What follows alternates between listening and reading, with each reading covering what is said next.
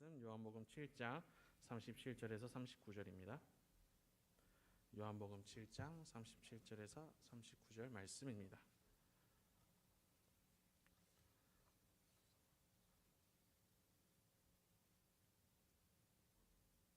네, 다 찾으신 줄 알고 제가 읽도록 하겠습니다. 명절 끝날 곧 큰 날에 예수께서 서서 외쳐 이르시되 누구든지 목마르거든 내게로 와서 마시라.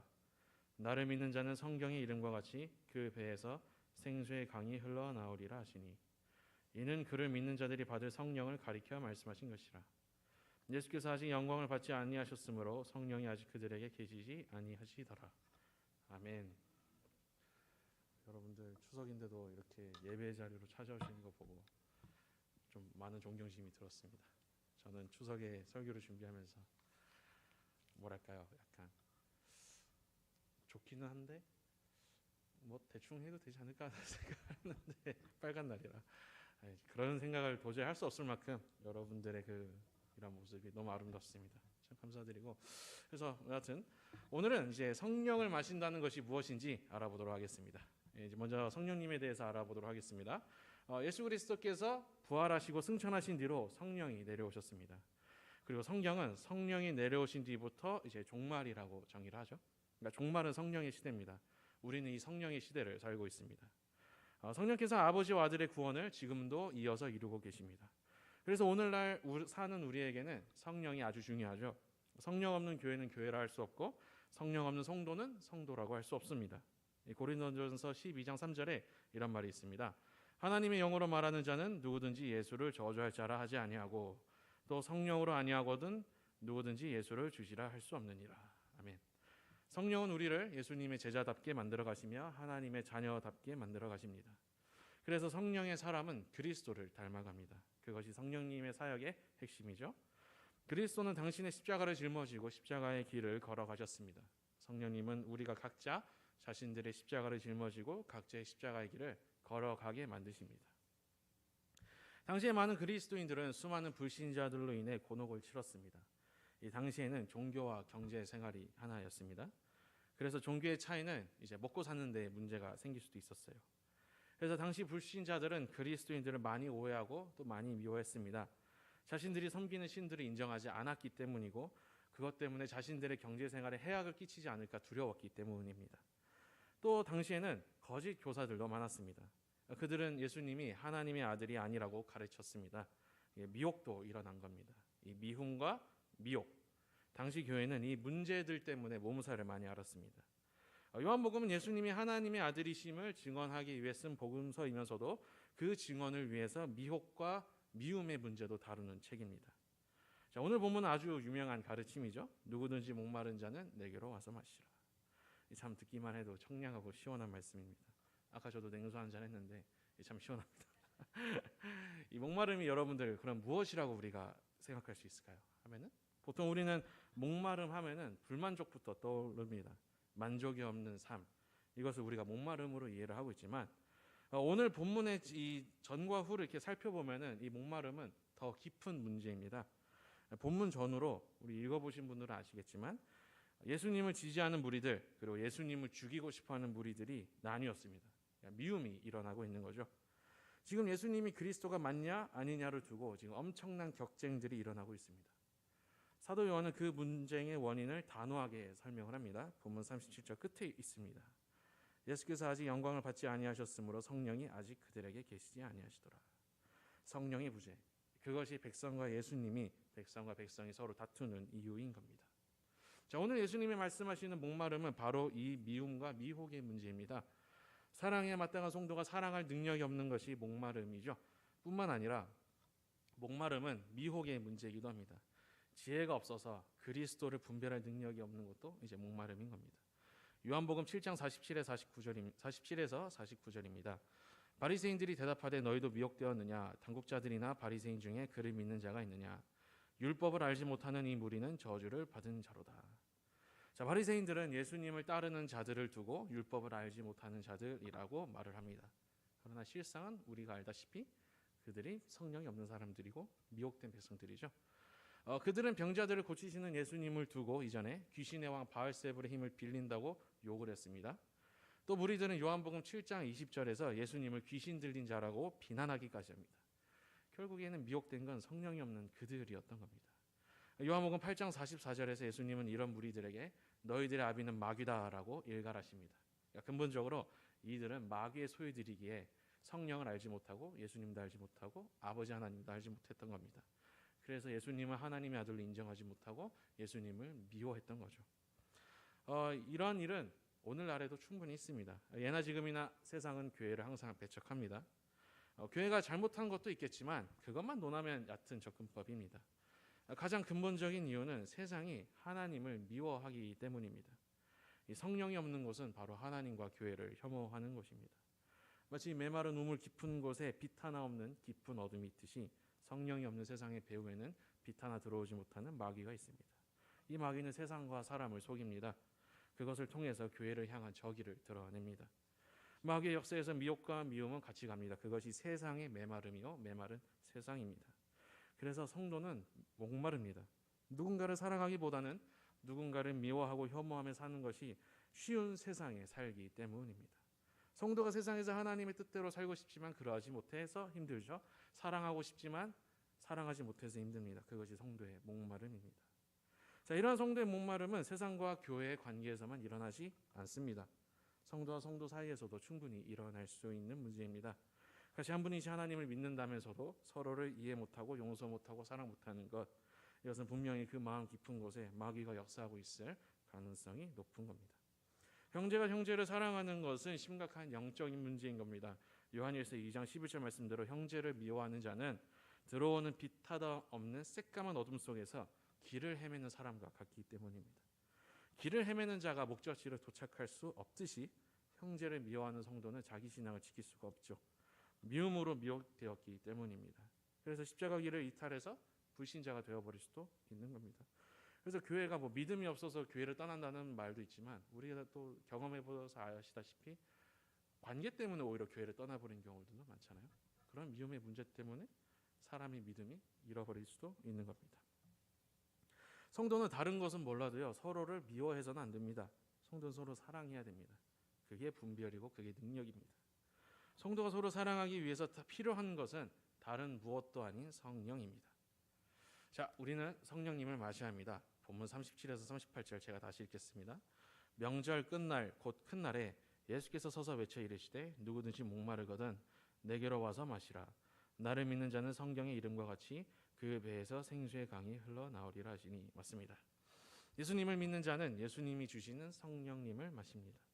마신 사람은 그 몸속에서 생명의 물이 솟아나옵니다. 이 몸속에 물이 가득하면 우리 목마르지 않잖아요. 그런 것처럼 몸속에 성령이 충만한 사람은 목마르지 않습니다. 물론 성령님을 마셔도 세상 가운데서 끝없는 유혹과 미움을 받습니다. 그러나 그 믿음이 지치지 않습니다.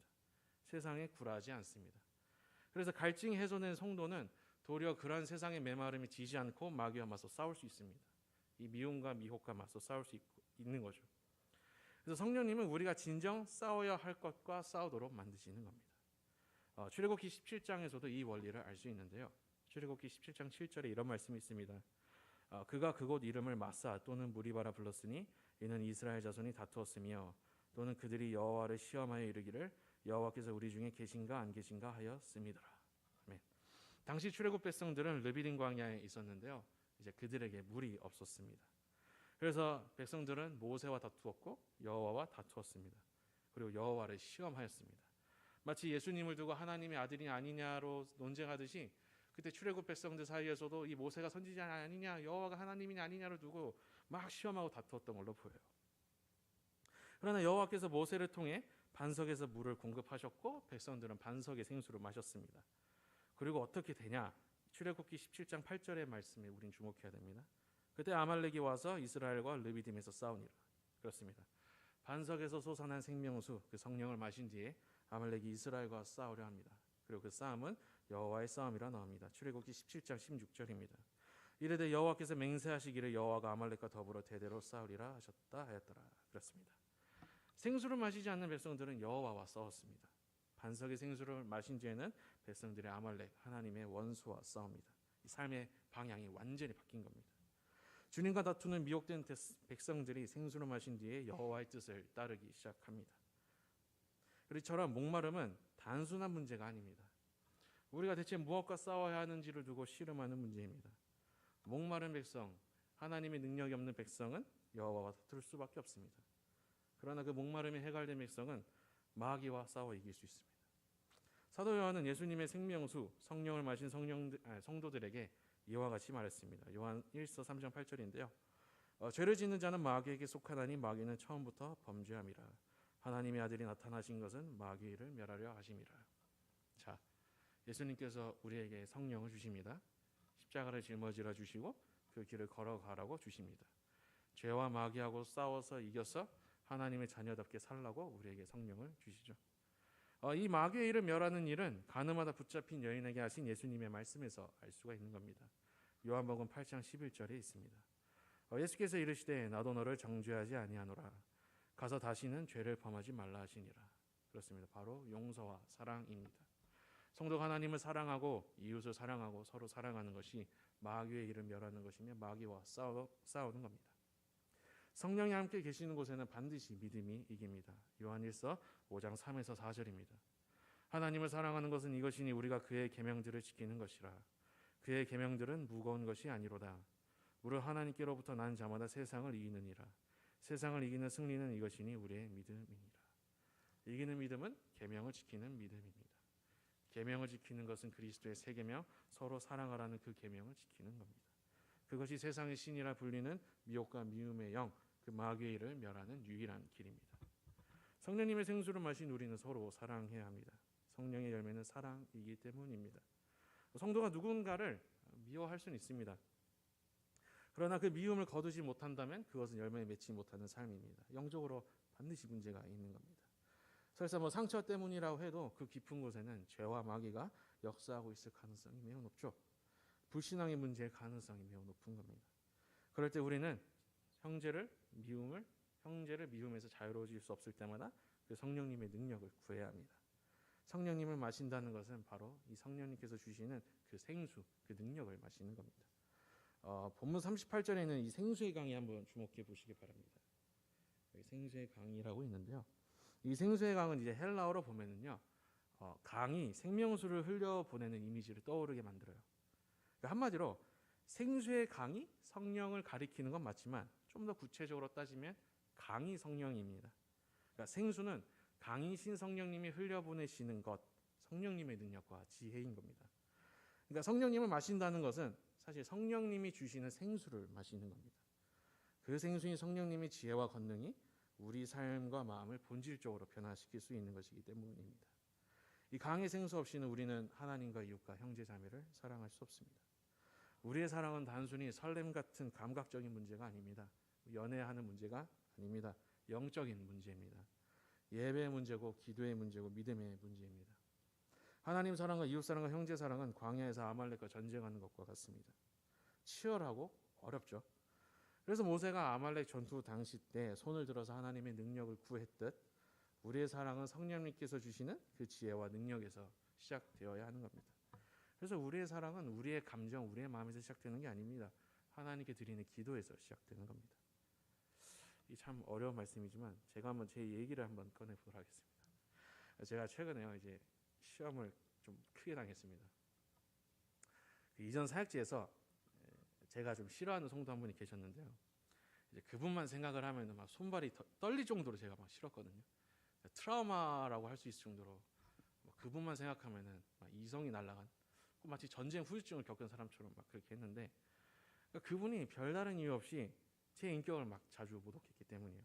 옛날에 자기가 당한 게 있다고 아무 이유 없이 제 명치를 때리고 멱살을 잡고 교회에서요 기강을 잡는 좀 이상한 분이셨어요. 그러니까 저는 여기가 좋죠. 우리 성도분들 너무 젠틀하니까 그래가지고 거기 나오니까요 솔직한 심정으로 그분이 좀 망하기를 바랬습니다. 그냥 노숙자가 되게 해달라 막 이런 기도도 하고 그랬는데 최근에 소식을 들으니까 그분이 이제 불행하게든지 행운이든지 모르겠지만 출세를 한 거예요. 그러니까 더 좋은 직장으로 옮긴 겁니다. 그때 이제 제 안에 분노가 폭발을 했어요. 솔직한 심정으로 신앙이고 뭐고 그냥 다 포기할까 생각을 했습니다. 잠도 제대로 자지 못할 만큼 되게 괴로웠는데 그러니까 어떤 면에서 형제를 사랑해야 함에도 불구하고 그 미움에서 벗어나지를 못하는 거죠. 그러던 중 이제 성령님의 지혜와 능력을 구하게 된 겁니다. 그분을 용서하고 복을 빌 수 있게, 그리고 그분을 사랑할 수 있게 제가 이제 기도를 한 거죠. 기도하고 나서야 이제 알게 된 게 뭐냐면 그분을 향한 제 미움의 근원이 무엇인지를 알게 되었습니다. 상처인 줄만 알았는데 그 상처보다 더 깊은 곳에 이제 저의 교만과 불신앙이 있었던 거죠. 저는 그분이 저보다 더 형통하다는 사실은 질투한 겁니다. 나처럼 착한 사람이 잘 돼야지 어떻게 저런 나쁜 사람이 잘 될 수 있지? 이건 불공평이라는 것 자체가 넌센스였던 거죠. 주님의 구원 그 하나에 만족하며 살자고 했으면서도 제 안에 이제 그런 욕심이 있었던 겁니다. 지금까지 그분의 형통함에 분노했던 이유는 정의감이 아니라 그냥 그 성공이 부러웠던 것뿐이었더군요. 그리고 그 성공이 부러웠던 이유는 성공에 대한 제 욕심이 있었기 때문이라는 걸 알게 되었습니다. 그러니까 말만 주님의 구원이 전부라고 해놓고서는 실상 제 마음 깊은 곳에는 성공을 향한 욕망이 그 하나님의 사랑 그 구원보다 더 가치 있는 것이라고 생각을 하게 되었던 겁니다. 그 사실을 알고 이제 회개를 했죠. 회개를 하고 이제 주님의 구원 그 하나에만 만족하게 해달라고 기도를 한 순간 주님의 구원을 더 사모할 수 있게 되었고, 그리고 나서 이제 주님의 평강을 되찾을 수 있게 됐습니다. 지금은 이제 그분을 위해 기도하면서 그분의 복을 빌 수 있게 되었고, 그분을 미워하는 일에서 이제 자유로워졌습니다. 그러니까 마귀의 일에서 자유로워진 거죠. 이제 더 이상 저의 욕심과 마귀의 미혹에 속지 않게 된 겁니다. 괴로움에서 벗어나게 되었고 신앙의 기쁨을 되찾았습니다. 결국 사랑의 계명을 지킬 능력을 상실한 것, 그것이 우리의 목마름입니다. 목마름은 괴롭습니다. 그 목마름을 해결하실 수 있는 분은 오직 성령 하나님이십니다. 내 주위 친척이든 가족이든 이웃이든 누군가로 인해 그 미움 때문에 마음이 괴로우시다면 다른 것 붙잡지 말고 성령님만을 붙잡으시기 바랍니다. 성령님은 우리를 그 마귀의 일을 멸하시는데 지혜와 능력이 충분하신 분이시며 충분히 주실 수 있기 때문입니다. 성령님께 받은 능력과 지혜로 죄와 승부하시기를 바랍니다. 마귀가 충동하는 미움을 이겨내고 하나님과 이웃을 사랑하는 그렇게 이기는 기쁨의 신앙이 되시기를 주님의 이름으로 소망합니다. 우리 다 같이 찬송가 191장